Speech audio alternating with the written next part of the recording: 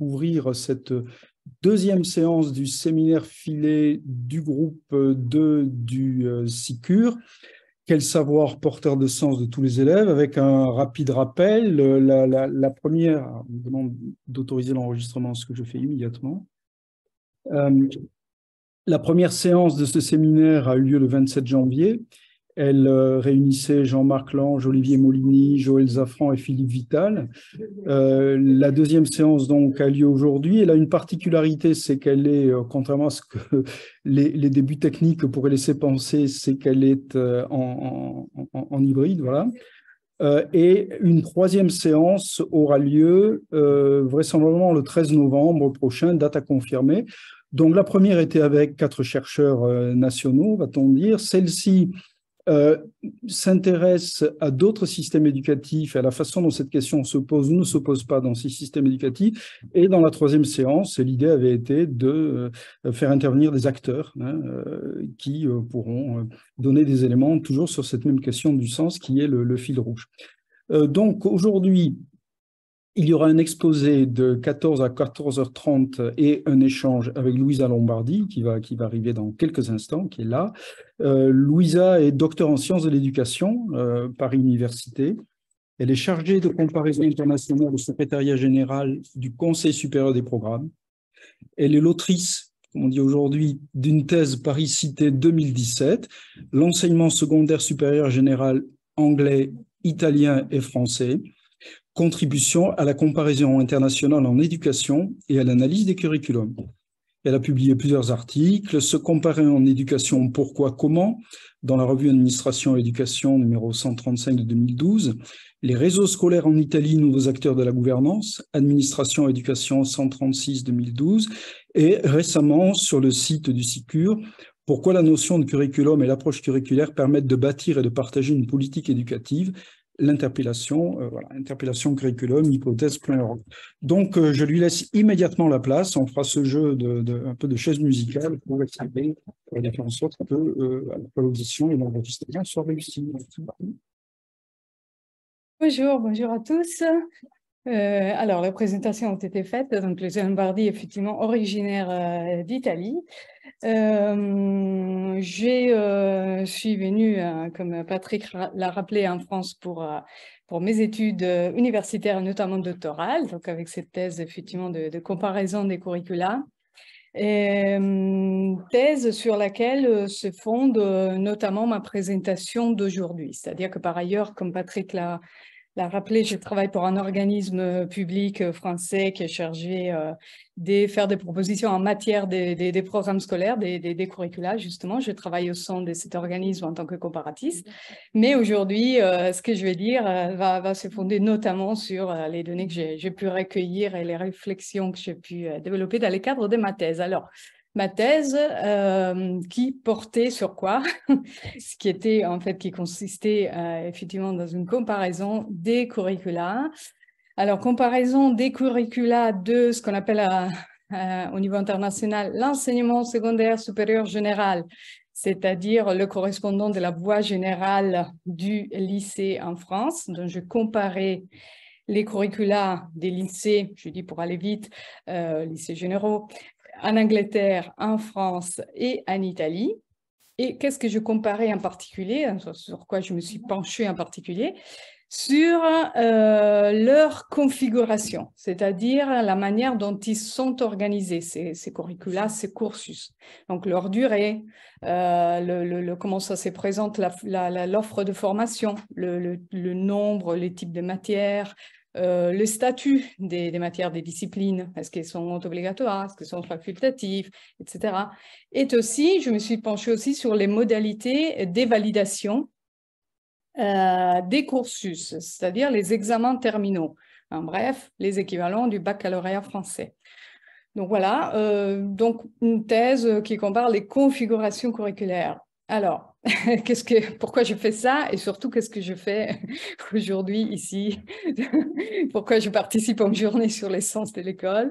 Alors, je pense qu'une manière plus rapide pour vous faire comprendre ça, c'est de vous raconter une petite anecdote, mais qui est en fait la situation qui a déclenché ma réflexion, enfin qui est à l'origine de ma thèse, hein, en gros. Je répondais en commande, dans le cadre d'un master, en commande de l'un de mes professeurs qui nous avait demandé de comparer deux lycées, enfin le lycée dans général, dans deux pays. Donc j'avais pris évidemment l'Italie et puis j'avais une facilité pour me confronter avec un ami anglais. Et alors, je commence à lui poser des questions et je dis, mais alors, qu'est-ce que vous étudiez en Angleterre au lycée? Et il m'a dit, bah, moi, je fais musique et physique, mais ça dépend. Je dis, comment ça dépend? Parce que, elle dit, bah, mais ça dépend parce que les lycéens en Angleterre, ils choisissent le nombre et le type de disciplines qu'ils souhaitent étudier au lycée. Déjà, ça m'avait un peu choqué parce qu'en Italie, c'est exactement le contraire, c'est-à-dire que dans le cursus italien, il n'y a pas d'enseignement optionnel. Enfin, l'élève à 14 ans, en sortant du collège, choisit un parcours plutôt scientifique. En préparant la séance, on avait posé, si je me souviens bien, 2 questions. Donc, j'imagine que tu as un petit peu déjà réfléchi à la réponse. La première question, c'était de se demander si la question qu'on pose sur le sens de l'école pouvait se poser de la même manière en Italie, notamment, puisque c'est le pays qu'on a choisi comme comparaison, mais peut-être aussi en Angleterre, puisque tu viens d'en parler. Est-ce que ça a du sens de poser la question du sens de l'école en Italie ou en Angleterre, mais d'abord en Italie? Oui. Oui, merci. Effectivement, alors j'ai réfléchi, c'est pas très facile de répondre. Évidemment, je vais me baser sur ce que je connais à partir de mon expérience professionnelle et de ma thèse. Donc, je dirais oui, évidemment, ça a du sens. Et puis non, c'est un non relatif. Peut-être c'est moins pressant qu'en France. Alors, je vais m'expliquer. Donc, le oui, c'est simplement parce que, bien sûr, l'Italie se pose cette question comme beaucoup des pays, ce qu'on appelait les pays développés, enfin les pays les plus riches. En ce moment, c'est une tendance mondiale, vous la connaissez certainement, de se poser la question de plus en plus de la qualité de l'enseignement. Donc, la qualité de l'enseignement est mise en relation, souvent, pas toujours, mais souvent avec la question du sens. Est-ce que ça fait sens? Les apprentissages font sens pour les élèves? Et pourquoi? Parce que, comme vous le savez, hein, mais je résume quand même le contexte international, c'est que depuis la mise en place des systèmes éducatifs contemporains et puis notamment après la guerre, on le sait, l'objectif des États, c'était en gros la scolarisation pour tous et l'élévation du niveau moyen des qualifications de la population. Donc, et cet objectif, dans les pays les plus riches, il y a beaucoup de pays qui ne l'ont pas atteint encore, mais les pays les plus riches l'ont atteint de manière splendide. Donc, on a cru pendant quelques temps qu'en se posant cet objectif quantitatif, on aurait résolu le problème d'éducation et on s'est rendu compte peu à peu que non, que ça ne marche pas. Enfin, en tout cas, ça ne marche plus ou ça n'a jamais marché. Il y a quelque chose qui ne marche pas. Par exemple, on a beaucoup, vous le savez, beaucoup d'abandon scolaire, un peu dans tous les pays. Bah, ça paraît peut-être, je ne sais pas, anodin, mais non, c'est à la marge. Bah, c'est tellement pas à la marge que réduire les taux de décrochage scolaire, par exemple, c'est l'un des objectifs. Il n'y en a pas beaucoup, hein, il y en a une dizaine, enfin, je n'ai pas de mémoire, mais pas énormément, qui se sont posés les pays de l'Union européenne dans les cadres des stratégies pour l'éducation et la formation. C'est vraiment un problème. Donc, c'est là où on a commencé à entendre parler du bien-être à l'école, de climat scolaire, de voilà, la qualité d'enseignement. Donc, et la qualité d'enseignement, encore une fois, pour certains pays, ça rime avec le sens, justement. Donc, l'Italie, bien sûr, enfin, elle est dans cette même tendance, hein, le décrochage scolaire, il est là, etc. Donc oui, ça a du sens de se poser la question. Mais pour revenir aux données de ma thèse, hein, je pense que, en tout cas, ce que je peux dire, c'est que la configuration du curriculum en Italie, alors bien évidemment, je fais référence notamment au lycée, mais la situation du lycée, enfin, la configuration du lycée est transposable assez facilement au collège. Et puis, comme on sait, le lycée général, c'est un peu le modèle pour les autres curricula. Donc, la configuration de ce curriculum dégage un sens, comme je disais tout à l'heure, qui est assez clair. Assez clair parce que c'est effectivement comment dire, laisser l'élève, enfin de dire à l'élève, il faut que tu te concentres sur la formation, sur le contenu d'enseignement qui t'est imposé, parce qu'encore une fois, il n'y a pas beaucoup d'options. Donc, alors, comment on fait ça au niveau de la configuration du curriculum? L'élève n'est pas distrait, moi je dis. Il n'est pas distrait par rien, en gros. C'est-à-dire qu'il rentre à 14 ans, il sort à 19 ans. Donc, à 14 ans, on n'est pas trop distrait par le choix des enseignements supérieurs, parce que c'est quelque chose de très, très lointain. On n'y pense pas vraiment. On y pense vraiment à la fin du cursus, en général. Donc, l'orientation, voilà.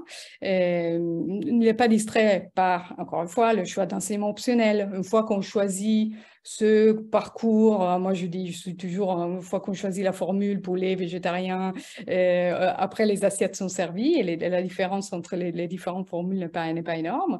Donc voilà, il n'est pas distrait non plus par banalement, mais moi ça aurait beaucoup compté dans mon expérience, par des changements de classe. Voilà, il y a les mêmes groupes classes, c'est très stable.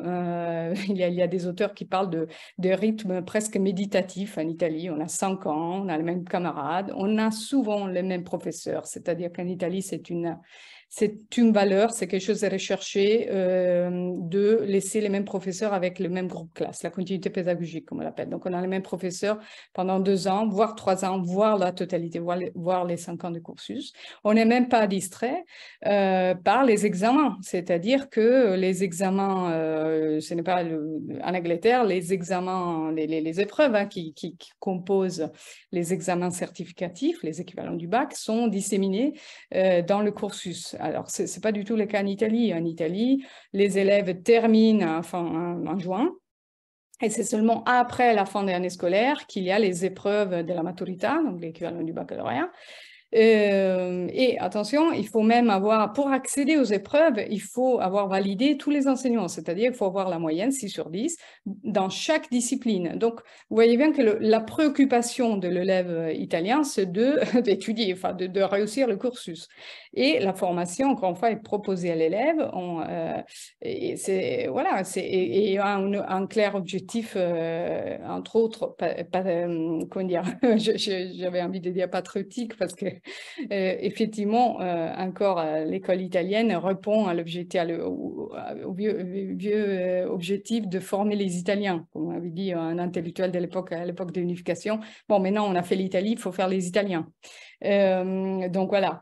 Donc, un message clair, donc l'essence est plus clair, même si on peut évidemment le remettre en cause. Et alors, à ces propos, et c'est la deuxième partie de ma réponse, et je conclus, je pense aussi que les responsables italiens se sont un petit peu posé la question, enfin en tout cas, il me semble qu'ils ont saisi 2 opportunités pour réfléchir au sens données par 2 grandes réformes des curricula.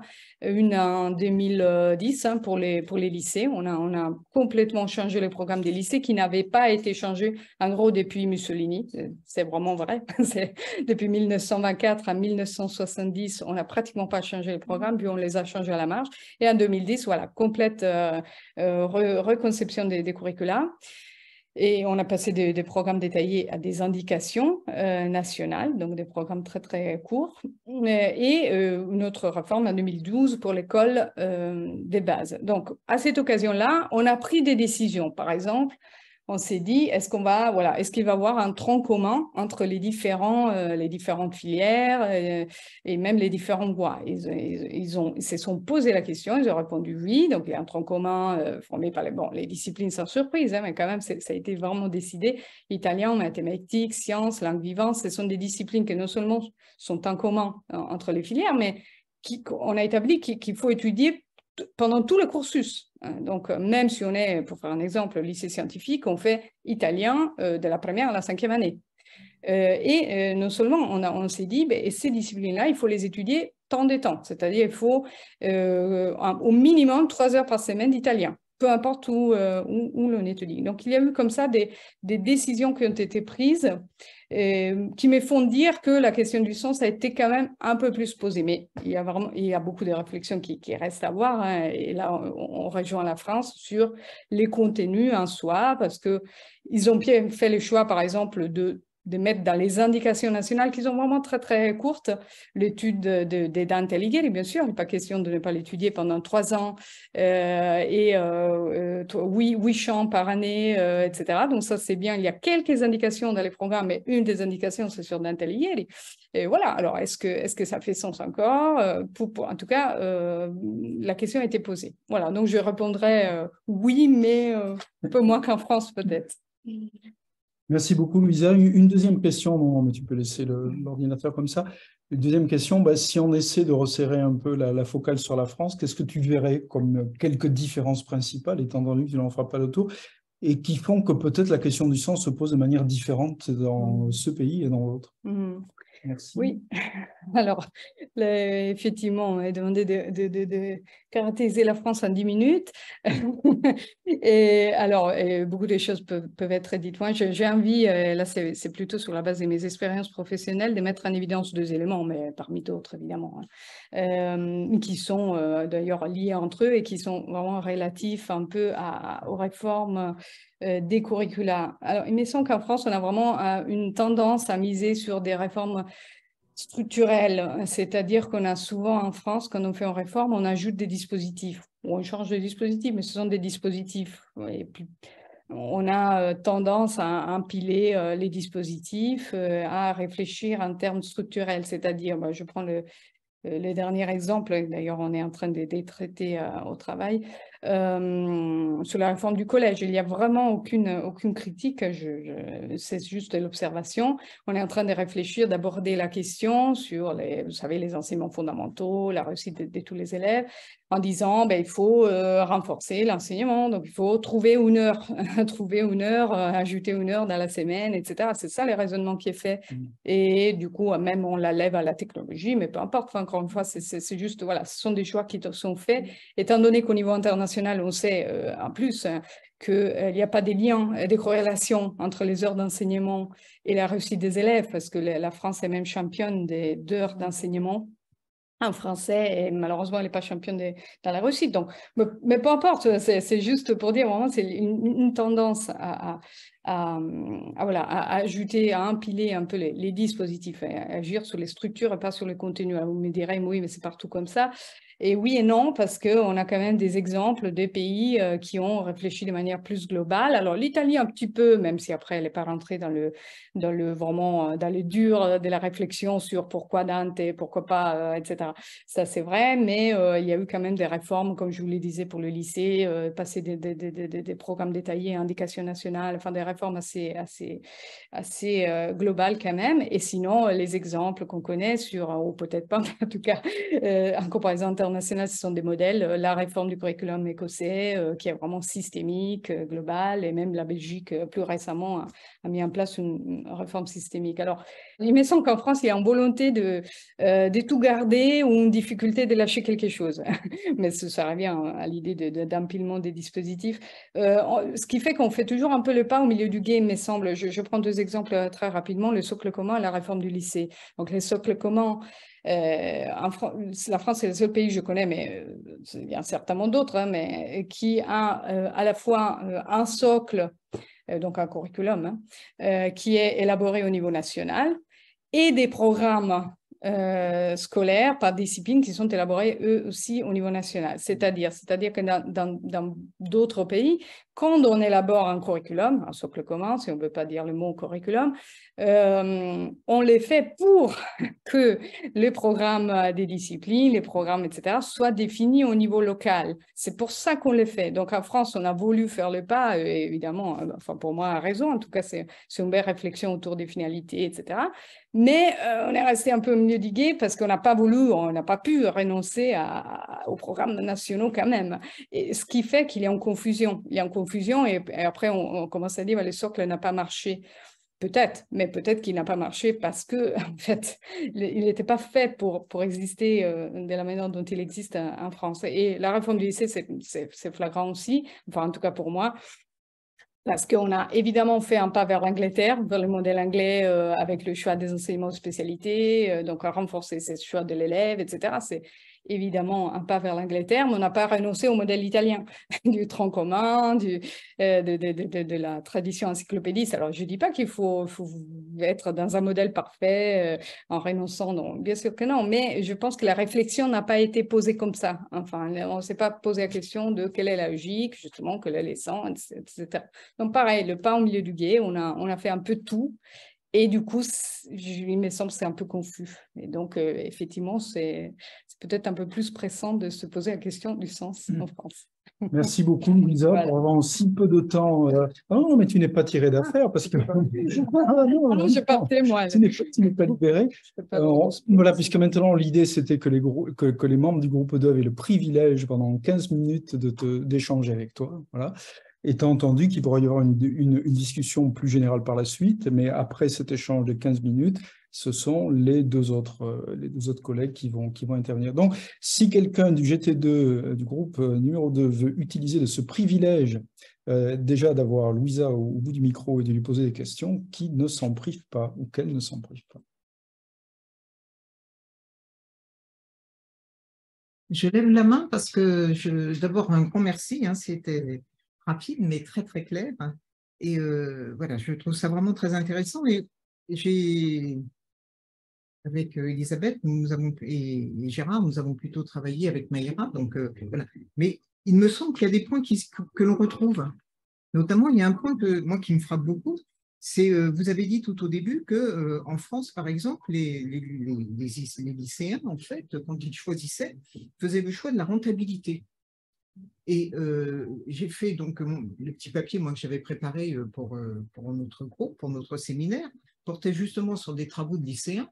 Et même au lycée, quand ils travaillent les disciplines, ils travaillent dans le sens de cette rentabilité. Donc là, il y a vraiment quelque chose de très cohérent, hein, entre ce que nous pouvons voir au niveau très micro de la discipline et naturellement ce que vous voyez au niveau beaucoup plus général du curriculum. Il y a deux autres points moi, qui me paraissent intéressants et peut-être aussi en tension. En fait, vous avez parlé, donc, vous avez dit qu'en Italie, il y avait peu de distracteurs. Et en fait, voilà, il y a une idée de stabilité dans la durée, stabilité dans les groupes classes, stabilité des enseignants, enfin voilà, ce que vous avez énoncé. Et en même temps, vous montrez qu'en France, il y a des choses que nous gardons.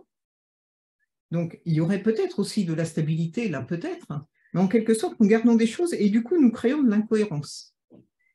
Et ça, voilà, je trouve ça vraiment très, très intéressant parce que c'est vrai que là, il y a une stabilité volontaire, visiblement en Italie, qui est là pour donner du sens, en effet, la notion de durée dans laquelle s'installe l'école, donc ce qui n'est pas du tout le cas chez nous. Et par contre, quand nous gardons des choses, par exemple, comme le socle commun et à la fois les disciplines, les programmes disciplinaires, eh bien, là, nous créons, en fait, de l'incohérence parce que nous conservons des choses qui se mettent en tension, en quelque sorte, qui coexistent mal, puisque on voit bien, on n'arrive jamais à faire coïncider le socle et les contenus disciplinaires et les programmes.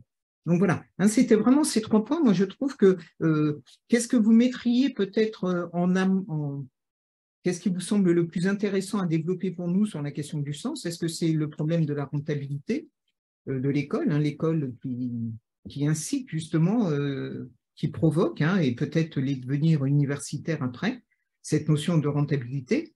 Est-ce que c'est plus le manque de stabilité ou est-ce que c'est le problème d'incohérence, hein? Qu'est-ce que vous pourriez placer en amont, enfin en avant? Qu'est-ce qui vous semble le plus, la ligne peut-être, le fil à tirer?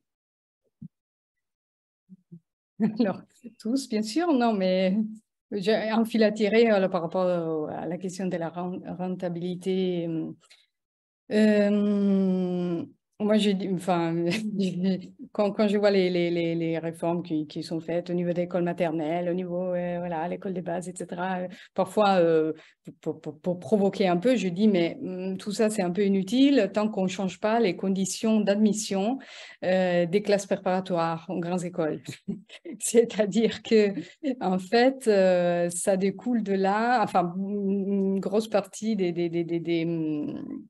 des choses qui se passent dans les systèmes éducatifs français découlent de là. Alors, je vous fais un exemple rapidement pour comparer l'Angleterre et l'Italie, et la France. C'est intéressant parce que, en fait, en Angleterre aussi, il y a les universités posent des conditions d'admission. Et il y a des hiérarchies. Quand même, Cambridge, c'est pas la même chose que d'autres universités. Mais, par exemple, ce qui demandent les universités, ce n'est pas 7 ans en général, un nombre d'enseignements validés, parce que je vous disais tout à l'heure que les élèves peuvent choisir le nombre d'enseignements qu'ils souhaitent valider au lycée. Voilà, donc Cambridge dit, bah, tu ne viens pas si tu n'as pas validé 4 enseignements, ce qui est assez dur déjà, 4 ou 5 d'ailleurs. Ce qui est 5, c'est vraiment très très dur pour comment est fait le curriculum en Angleterre. Donc voilà. Après, donc, ils demandent un nombre d'enseignements et des notes. C'est-à-dire, moi, ce qui m'intéresse, c'est que tu sois excellent, que tu as un bon cerveau. Mais ils ne demandent pas trop, enfin, sauf médecine, qui demande chimie, mais sinon, ils n'ont pas trop la tendance à demander des types de disciplines. Ils ne vont pas dire, ben, si tu as fait mathématiques, sinon, non. Évidemment qu'il y a des tendances qui sont un peu communes à tous les pays. Si on a fait maths, c'est plus facile qu'on soit amis. Mais ce n'est pas requis. On peut négocier, on en parle. On en parle et c'est ça qui est fait, hein. C'est-à-dire que l'élève pose sa candidature. Donc, alors, ça change tout. C'est-à-dire que ça change tout. En tout cas, ça change au moins l'expérience des choix de l'élève. Dans les deux pays, les élèves font l'expérience du choix. En Italie, pas trop. On va dire que presque pas. On déresponsabilise l'élève. C'est maman à l'école qui choisit. Et voilà. En Angleterre, en France, il y a des choix qui sont forts. Mais du coup, l'élève anglais, il est plus porté vraiment. Alors là, je simplifie un peu, mais il est quand même plus porté à choisir ce qu'il a envie d'étudier. Parce que non seulement il n'y a pas des conditions sur le type des disciplines, mais attention, il y a des conditions sur la note. Donc, il a même intérêt à choisir ce qui le passionne, parce qu'il aura plus de chances d'avoir A+, qui est la note maximale. Voilà. Donc, alors que le français, on sait bien, les classes préparatoires privilégient. Alors, à l'époque, c'était très, très clair, la fameuse série S, mais sinon, quand même, c'est resté justement, parce que la réforme n'est pas allée chercher à faire sauter, ou en tout cas à rediscuter ce point du système éducatif. Donc, elle continue à privilégier certaines disciplines. Donc, voilà. Et ça crée une fragmentation. Enfin, ce que je dirais, c'est l'autre caractéristique du système français assez évidente. C'est très fragmenté entre séries et options et hiérarchie partout. Mais en France, un peu plus. Si on regarde avec vraiment un regard comparatif international, ça émerge quand même assez clairement. Il y a beaucoup de fragmentation. Donc, je ne sais pas si j'ai répondu, mais en tout cas,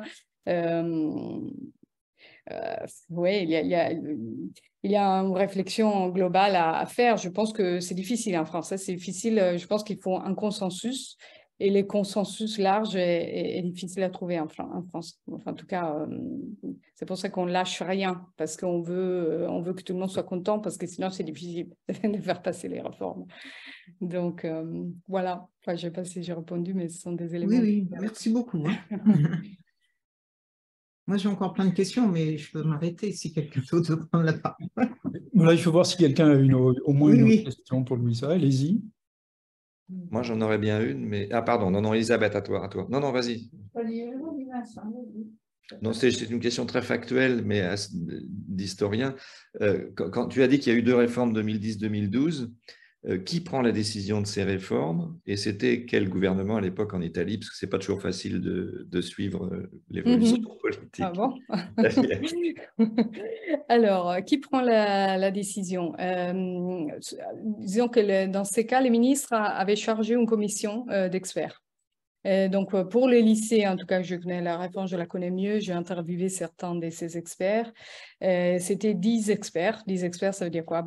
Ça veut dire des professeurs universitaires, des enseignants, voilà, des représentants du monde de l'éducation qui ont travaillé évidemment avec, je pense qu'au total, c'était une centaine de personnes, mais il y avait un comité de pilotage, on va dire, un comité de réflexion. Mais évidemment, les experts avaient été notés, choisis au niveau ministériel, en tout cas. Et alors, c'était quel gouvernement? C'est une bonne question pour moi aussi, hein, parce que j'étais déjà en France, donc en 2010.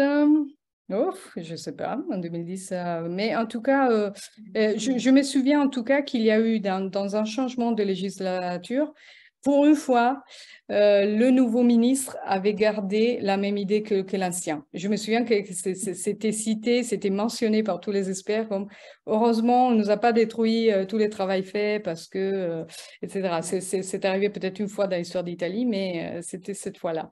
Donc, ils ont pu continuer la réflexion et ils avaient un forum en ligne où on recueillait les opinions voilà, de la société civile, évidemment, avec quelques filtres. Mais je me souviens qu'ils parlaient de ça. Oui, oui, quand je répondais aux questions des enseignants, des parents d'élèves, etc. Donc, ils ont essayé de faire ça quand même avec un certain consensus. Pour l'Italie, c'est déjà un grand effort parce que quand même, on a pas mal de similitudes avec la France, n'est-ce pas? Justement, grâce par l'histoire. Donc, voilà, c'est ça. Et ben, c'est vrai que par ailleurs, quand on fait des réformes de ce type-là, curriculaires, un peu systémiques, le point commun entre la Belgique, l'Écosse, enfin, tous ces pays qui ont réussi un peu, en tout cas, à concevoir ce type de réforme, c'est un consensus initial large. Donc, on part du présupposé que la réforme va être mise en œuvre, ça va dépasser la législature. Mais c'est vraiment, c'est sûr, en Belgique, c'était 2015-2030, enfin, oui, 2030, enfin, c'était sur 15 ans. En Écosse, c'était sur 10 ans et on les savait d'avance. C'était pas une surprise, c'était et du coup on se met d'accord. Et c'est ça qui fait, enfin en tout cas c'est un élément très très important pour rien. Je dis même pas la réussite de ces réformes parce que ça il faut voir, mais rien que pour les concevoir quand même, ce qui est déjà un gros boulot. En Écosse, j'ai encore échangé récemment avec une inspectrice dans les cadres du SICUR d'ailleurs, qui m'a répondu et elle a dit un travail de 4 ans en amont, on a défini les finalités, on a défini ce qu'on voulait des élèves, les expériences, justement on parle beaucoup d'expériences des élèves, etc. Je prends pas, je pourrais continuer à parler, mais vous me connaissez, donc je m'arrête là. Oui, non, vous avez.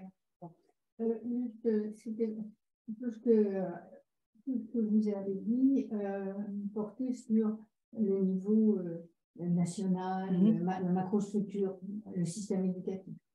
Est-ce qu'il y a eu la possibilité d'apporter des éléments sur ce qui se passe dans les pratiques enseignantes? Oui. On essaie de faire le lien, je crois, dans le groupe, entre effectivement ce qui relève du macro et ce qui relève du micro. Oui, tout à fait. Parce que le sens vient au minimum du croisement des deux. Pour les enseignants, par exemple, la fragmentation, y compris au sein de ce qui se passe dans les classes, c'est très grand. Voilà. Et donc, est-ce qu'il y a dans votre travail des choses que récupérer? Alors, merci pour la question, parce que j'avais oublié de préciser justement que mes matériaux n'étaient que les prescriptions nationales. Effectivement, c'est aux limites à l'essence de... Voilà, j'ai limité ma recherche à vraiment ce qui disait les prescriptions, les structures. Ceci dit, je suis allée dans les lycées quand même. Ça me paraissait quand même un peu bizarre de faire une thèse sur les lycées, de ne pas mettre pied dans un lycée en Angleterre, etc. Et j'ai interrogé les élèves. Alors, simplement, ce que je peux dire, c'est que... comment dire, les réactions des élèves démontraient pour moi, en tout cas, illustraient assez clairement que le sens dégagé de la configuration avait été compris. C'est-à-dire que, je ne sais pas, mais je ne sais pas, j'ai un exemple, c'est peut-être pas le plus pertinent, mais quand j'interrogeais les élèves sur quelle est ta discipline préférée pour voir si, je sais pas, si ils établissaient des hiérarchies. Alors, les Français, oui, non, mais les coefficients, vraiment, ils répondaient sur ça. C'est marrant, mais tout de suite, ils parlaient de coefficients et puis ça dépend parce que la classe préparatoire. Et les Italiens, par exemple, ils disaient, mais philosophie, parce que le prof Mario est magnifique. Donc, philosophie, mais en fait, c'était le professeur qui évidemment, il est resté pendant 3 ans, donc ça marquait complètement. Du coup, la hiérarchie des disciplines n'était pas la même. Et c'était vraiment induit, mais moi, je ne veux pas être trop, je ne sais pas si dire structuralisme, en tout cas, être trop lié aux structures, mais c'était impressionnant comment vraiment, le message était passé quand même, à travers la configuration. Et ça, c'est un peu peut-être, je ne sais pas si...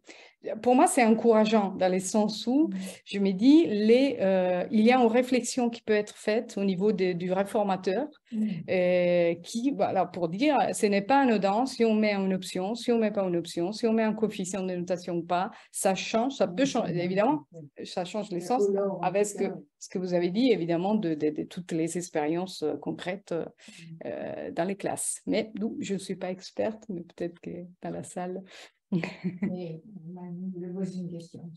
Non, c'est un petit peu pour couper ce que tu as dit, c'est-à-dire que on s'interrogeait sur le sens que donnaient les élèves, mais quelque part dans ce que tu dis, c'est un peu le résultat de tout ce qui entoure les élèves, c'est-à-dire tous les acteurs, c'est pas seulement les élèves, mais c'est l'institution, les parents, les professeurs, j'intègre ça, donc en fait c'est tout un système et quand on s'intéresse aux élèves, en fait, c'est le résultat de toutes les réflexions et puis les représentations et tout ça. Les réactions qu'ils ont intégrées. Ils intègrent très tôt d'ailleurs. Ils intègrent des collèges comme ça, l'école primaire.